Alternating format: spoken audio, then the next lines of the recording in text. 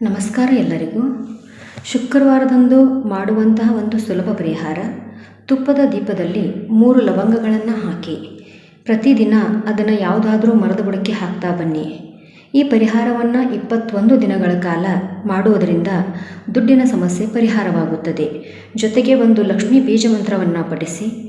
ಮಂತ್ರ: ಓಂ ಹ್ರೀಂ ಶ್ರೀ ಮಹಾಲಕ್ಷ್ಮೀಭ್ಯೋ ನಮಃ.